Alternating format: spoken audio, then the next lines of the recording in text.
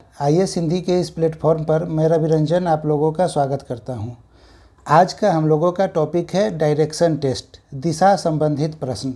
Direction test से UPSC प्रतिवर्ष 1 से 2 प्रश्न निश्चित रूप से पूछ लेती है। तो इस 1 से 2 प्रश्न को कैसे आसानी से सॉल्व करें और परीक्षा में गलत न हो, इसको आज के क्लास में हम लोग सीखेंगे। यहाँ पे डायरेक्शन संबंधित प्रश्न में सीखने के लिए बहुत सारी बातें नहीं है। आप जितना ज़्यादा प्रैक्टिस कीजिएगा, आप उतना ज़्यादा इसके साथ, इस टॉपिक के साथ कंफर्टेबल हो जाइएगा। आइए शुरू करते हैं। क्या लिखा गया है? सबसे पहले यही लिखा गया है कि यूपीएससी सीसेट की परीक्षा में अभ्यर्थियों से दिशा और प्रत्येक दिशा में तय की गई दूरी से संबंधित प्रश्न पूछे जाते हैं। ठीक बात है। इस प्रकार के प्रश्न को हल करने से पहले आप इस दिशा पर अपनी पकड़ मजबूत कर ले। कैसे मजबूत कीजिएगा? अब आपको जो पेपर पेन मिलता है, उस पेपर पेन में एक पॉइंट बना लीजिए। ये बिंदु बन गया। इसके ऊपर का जो दिशा है, इसे बोला जाता है नॉर्थ, नीचे साउथ, दाहिने साइड में ईस्ट और बाएं साइड में वेस्ट। मतलब ऊपर की तरफ जो आपके पास पेन मिलेगा, जो परीक्षा में आपके पास प्रश्न पुस्तक रहेगा, उसमें एक बिंदु बनाइएगा। बिंदु के ऊपर उत्तर हो गया, नीचे दक्षिण हो गया, दाहिने में पूरब हो गया और बाएं में पश्चिम हो गया। बस यही इतना बात आप लोगों को ध्यान में रखना है। अब आगे क्या और पूछा जा सकता है? किसी प्रश्न में यदि पूछ लिया कि राम एक निश्चित स्थान से उत्तर पूर्व की ओर 5 किलोमीटर चलता है। ठीक है, उत्तर पूर्व की ओर। अब देखिए, निश्चित स्थान क्या है? एक बिंदु बना लेते हैं। ये निश्चित स्थान है। उत्तर कौन है? तो सीधा ऊपर की तरफ उत्तर है। राइट साइड में जो है वो पूरब है। तो उत्तर पूर्व जो पूछा जा रहा है वो ये बीच वाला साइड हो जाएगा। ये बीच वाला साइड जो है, इसे बोलेंगे उत्तर पूर्व, ईस्ट नॉर्थ या नॉर्थ ईस्ट। ऐसे ही यदि आपसे पूछ ले उत्तर पश्चिम, तो उत्तर पश्चिम कौन सा होगा? यहाँ पे देख लेते हैं। रुकिए, कलर चेंज कर ले। उत्तर पश्चिम पूछ ले तो ये जो है, ये पॉइंट, इसको हम लोग बोलेंगे उत्तर पश्चिम, नॉर्थ वेस्ट। ये कौन सा है? ये है उत्तर पूर्व। यदि पूछ ले दक्षिण पूर्व, तो ये हो जाएगा दक्षिण पूर्व। ठीक है, ये हो जाएगा दक्षिण पूर्व, साउथ ईस्ट। और दक्षिण पश्चिम कौन सा है? दक्षिण पश्चिम ये हो जाएगा। ये कौन सा है? ये हो जाएगा साउथ वेस्ट, दक्षिण पश्चिम। तो अब आपको समझ में आ गया होगा कि दिशा में कैसे देखना है। उत्तर, दक्षिण, पूरब, पश्चिम, या उत्तर पूर्व, दक्षिण पूर्व, उत्तर पश्चिम, दक्षिण पश्चिम कुछ निकालना हो तो ये चीज़। कभी कभी आपसे पूछा जाता है कि घड़ी के सुई की दिशा में, तो घड़ी के सुई की दिशा क्या होता है? मान लीजिए ये घड़ी है, ज़्यादा गोला नहीं बन पाया, इसे ही घड़ी मान लीजिए आप लोग। तो सुई कैसे चलती है? ये है 12, ये है 6। ठीक है, 1 2 ऐसे। तो घड़ी की सुई हमेशा इस डायरेक्शन में चलती है। तो घड़ी के सुई की दिशा मतलब क्या है? आप देखिएगा, ये राइट, दाहिने दिशा में चल रही है। घड़ी के सुई की दिशा का मतलब होता है दाएं दिशा में चलना। ठीक है, घड़ी के सुई के विपरीत दिशा में चलना, इसका मतलब होता है बाएं दिशा में चलना। क्लियर है? तो यही छोटी छोटी बातें हैं जो आपके परीक्षा के प्रश्न में घुमा फिरा कर दिया जाएगा और बोला जाएगा कि आप अब इसे हल कीजिए, और बेहद आसानी से आप हल करने की स्थिति में रहिएगा।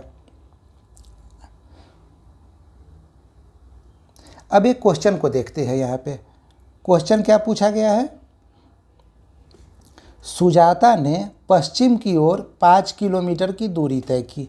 हमें सबसे पहले क्या करना है? एक बिंदु बना लेना है। ये बिंदु हमने बना लिया। ठीक है, सुजाता सबसे पहले यहाँ पे खड़ा है या खड़ी है।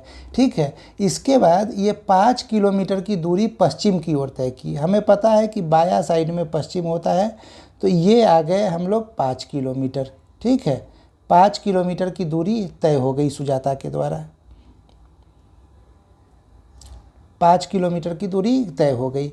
अब यहाँ पे क्या कहा जा रहा है कि तय की और बाईं ओर मुड़कर 3 किलोमीटर चली। अब परीक्षा में यहाँ पे आप आ चुके हैं। अब यहाँ पे सुजाता का बायां कौन होगा और दायां कौन होगा, तो आप खुद को यहाँ पे खड़ा कर लीजिए। खुद को पश्चिम की तरफ देखते हुए जब खड़ा कीजिएगा तो आपका दाहिना ऊपर की तरफ होगा और बायां नीचे की तरफ होगा। तो हमें बोला क्या जा रहा है कि बाएं की तरफ, तो बाएं की तरफ 3 किलोमीटर की यात्रा हुई है, तो ये हो गया बाएं। 3 किलोमीटर चली।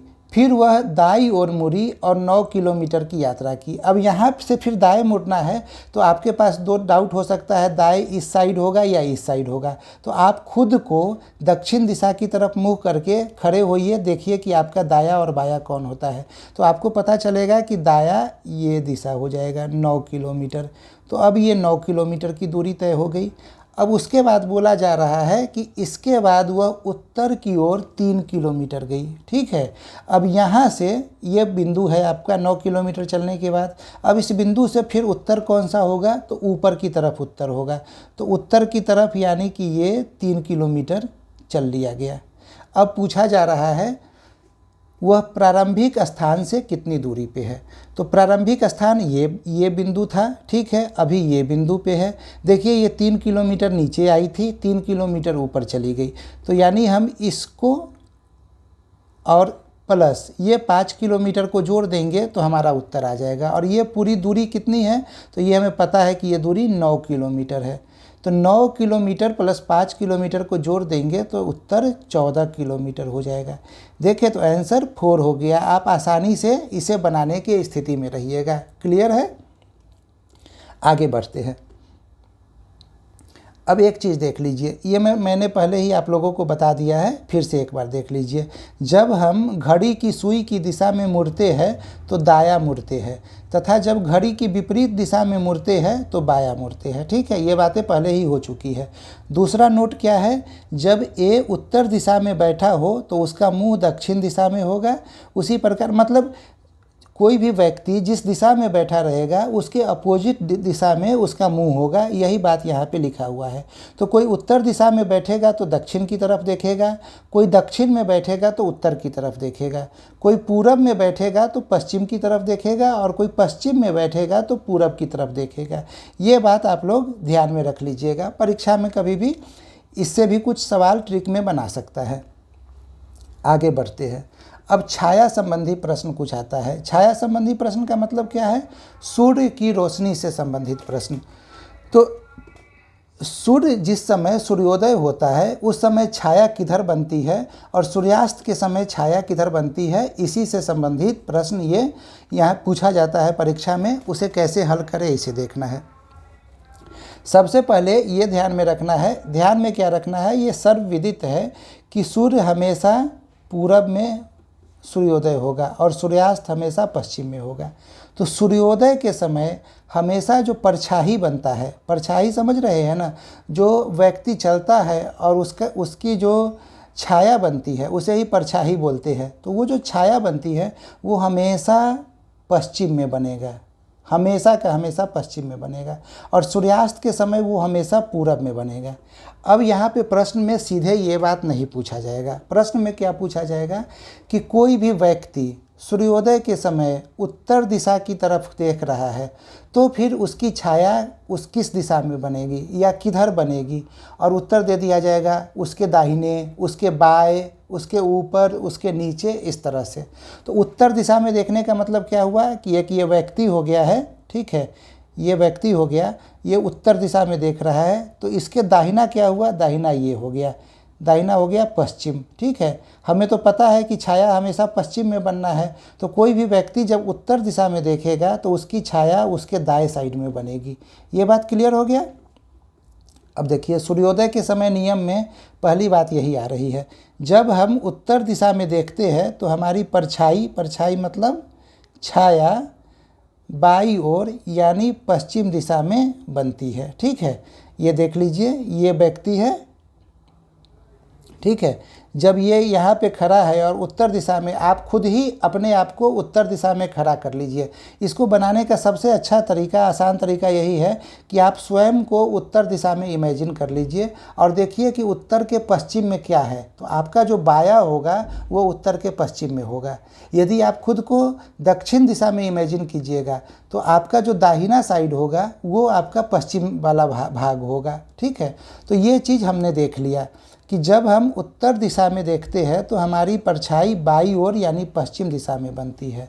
यदि व्यक्ति सिर के बल खड़ा होकर उत्तर दिशा की ओर देख रहा है तो उसकी परछाई उसके दाईं ओर बनती है। सिर के बल जब कोई भी खड़ा हो जाता है ना तो उसका हाथ चेंज हो जाता है, तो इसी वजह से बाया की जगह ये दाया की तरफ बनने लगेगा। ये क्लियर हो गया। सेम ऐसे ही दक्षिण दिशा वाली बात है जो मैंने समझा दिया है। यदि व्यक्ति दक्षिण दिशा की ओर देख रहा है तो उसकी परछाई उसके दाईं ओर बनती है। ठीक है। यदि वह सिर के बल खड़ा होकर दक्षिण दिशा की ओर देख रहा हो तो उसकी परछाई उसके बाईं ओर पड़ती है। क्लियर हो गया ये बात। आगे बढ़ते हैं। यदि व्यक्ति पश्चिम दिशा की ओर देख रहा हो तो उसकी परछाई उसके सामने पड़ती है। ठीक है। यदि वह सिर के बल खड़ा होकर पश्चिम की दिशा की ओर देख रहा है तो उसकी परछाई उसके सामने ही पड़ती है। जब सामने वाली बात हो जाती है तो उसमें क्या ही है, सिर के बल खड़ा हो तब या सीधा खड़े हो तब परछाई आपके सामने ही होगा। और जब पूरब दिशा में कोई खड़ा हो जाएगा तो क्या होगा, उस केस में परछाई उसके पीछे दिखने लगेगी। ठीक है। यदि व्यक्ति पूरब दिशा की ओर देख रहा है तो उसकी परछाई उसके पीछे पड़ती है। सेम बात यहाँ पे हो गया। क्लियर है। अब ये चीज़ आप लोगों को सूर्योदय के समय के 4 नियम आपने देख लिए। 4 नियम कैसे कैसे बना। जब कोई व्यक्ति उत्तर की दिशा की तरफ खड़ा है, उत्तर की दिशा में कोई व्यक्ति जब खड़ा होता है तो उसकी परछाई बाईं ओर, दक्षिण दिशा में है खड़ा तो दाईं ओर। ठीक है। पूरब की ओर खड़ा है तो फिर पीछे की ओर, और पश्चिम की ओर खड़ा है तो सामने में। ठीक है। ये 4 बन रहा है सूर्योदय के समय के केस है। ठीक है। अब आते हैं सूर्यास्त के समय, देखते हैं क्या क्या होता है। सूर्यास्त के समय जब हम उत्तर दिशा की ओर देखते हैं तो हमारी परछाई दाईं ओर यानी पूरब दिशा में बनती है। एक चीज़ हमेशा ध्यान में रखिएगा कि सूर्योदय के समय परछाई हमेशा पश्चिम दिशा में बनेगी, जबकि सूर्यास्त के समय परछाई हमेशा पूरब दिशा में बनेगी। ठीक है। यही दाया और बाया है। इस दाएं बाएं को नियम से आप लोगों को याद रखने की ज़रूरत नहीं है, आप खुद को इमेजिन करना है। आंख बंद कीजिए एग्जामिनेशन हॉल में, और शाम का समय है, आपको ये पता है कि शाम के समय में परछाई किधर बनना है, तो पूरब की दिशा में बनना है।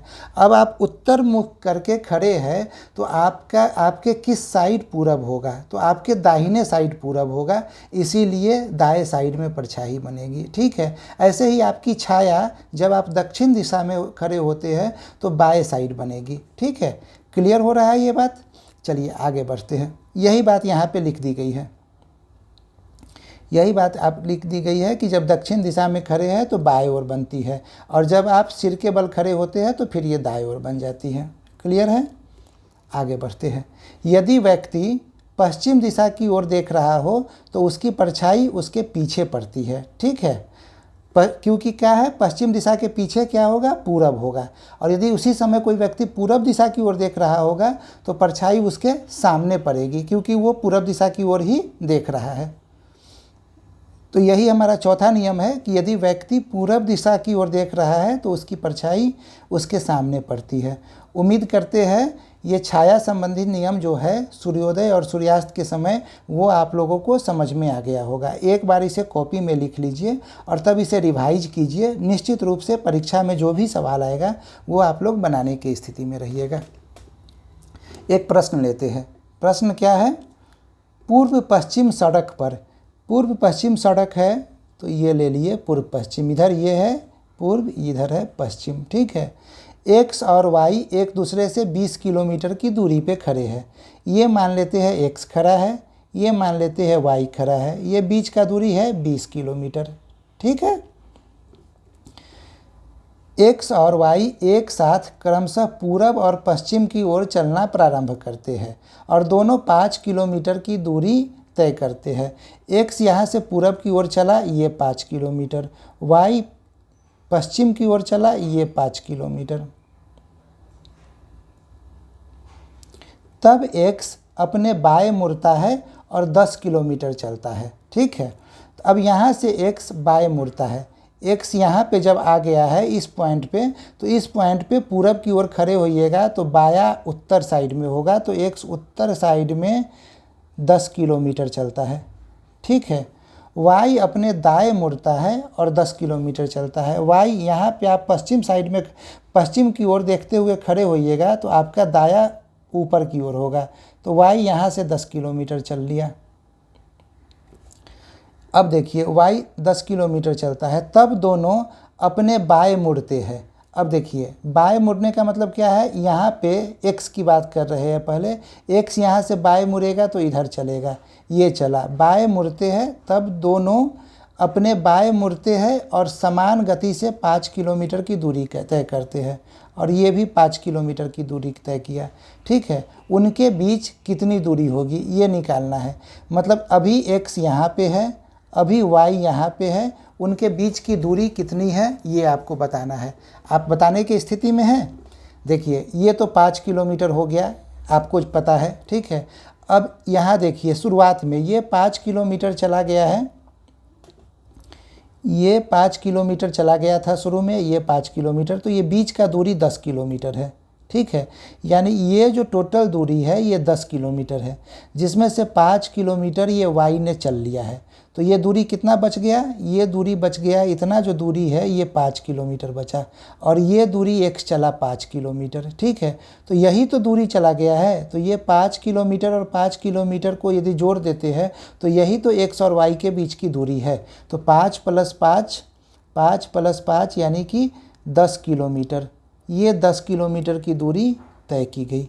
क्लियर हो गया, आंसर ए हुआ। उम्मीद कर रहे हैं आप लोग सवाल को समझ पा रहे होंगे। आगे बढ़ते हैं, एक और सवाल लेते हैं। अमिताभ 20 किलोमीटर पश्चिम की ओर यात्रा करता है। यहाँ पे जैसे जैसे कॉमा आया पहले हम रुक जाएंगे। अब यहाँ देखिए एक पॉइंट बनाना है, यहाँ से पश्चिम कौन सा दिशा है, तो पश्चिम ये दिशा है। ठीक है, पश्चिम जो दिशा है यहाँ तक 20 किलोमीटर की दूरी अमिताभ तय करता है। ठीक है, फिर 6 किलोमीटर दक्षिण की ओर। अब यहाँ से दक्षिण कौन है, नीचे ही दक्षिण होगा, तो ये 6 किलोमीटर दक्षिण की ओर। ठीक है, फिर 12 किलोमीटर पूरब की ओर, यहाँ से पूरब इधर है, ये 12 किलोमीटर पूरब की ओर यात्रा करता है। बताए कि वह अपने प्रारंभिक स्थान से कितनी दूरी पे है। ठीक है, तो प्रारंभिक स्थान से दूरी कैसे निकाला जाएगा, देखिए इसको निकालते हैं। ये भी 6 किलोमीटर हो गया। ठीक है, और ये दूरी जो है ये हो गया 8 किलोमीटर। क्यों, क्योंकि ये 12 है तो ये भी इतना 12 हो जाएगा, 12। ठीक है, अब इसको मिला देते हैं, ये मिला दिए, यही दूरी हमसे पूछा जा रहा है। तो हमें पाइथागोरस थ्योरम हम लोगों ने बचपन में पढ़ा था कि hypotenuse square is equal to perpendicular square plus base square. ठीक है, ये हमें निकालना है। परपेंडिकुलर क्या हो गया, एक को परपेंडिकुलर मान लेते हैं, तो 8 का स्क्वायर, बेस स्क्वायर 6 का स्क्वायर, यानी कि 64 + 36 यानी कि 100। तो h square is equal to 100 है, तो h क्या है, √100। √100 क्या होता है, 10 होता है।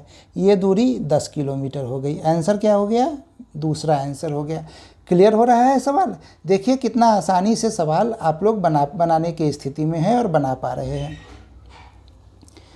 एक और क्वेश्चन लेते हैं। लिम्बा पूरब दिशा की ओर जा रही है, अब वह किन क्रमों में मुड़े ताकि वह उत्तर दिशा की ओर चलने लगे। अब ये एक पॉइंट है, यहाँ से पूरब दिशा ये हो गया। ठीक है, अब यहाँ पे लिम्बा खड़ी है यहाँ पे। ठीक है, अब इसका क्रम बताना है, तो इसका उत्तर कौन सा है, ये उत्तर ऊपर की तरफ होगा। तो यदि यहाँ पे खड़ी होके, इस पॉइंट पे खड़ी होके एक बार बाएं मुड़ जाए तो वो उत्तर पहुँच जाएगी। ठीक है, लेकिन सिर्फ एक बार बाएं के साथ कोई भी ऑप्शन नहीं है, यानी कि वो सीधे बाएं न मुड़ के दाहिना मुड़ना शुरू करेगी और फिर घूमना शुरू करेगी। तो जब पहले यहाँ पे पहुँचती है, पहले कहाँ पहुँचेगी, पहले पूरब दिशा में इस पॉइंट पे है, यहाँ से एक बार ये दाहिना मुड़ती है तो ये दक्षिण दिशा में आ गई। फिर दोबारा दाहिना मुड़ेगी तो ये पश्चिम दिशा में आ गई।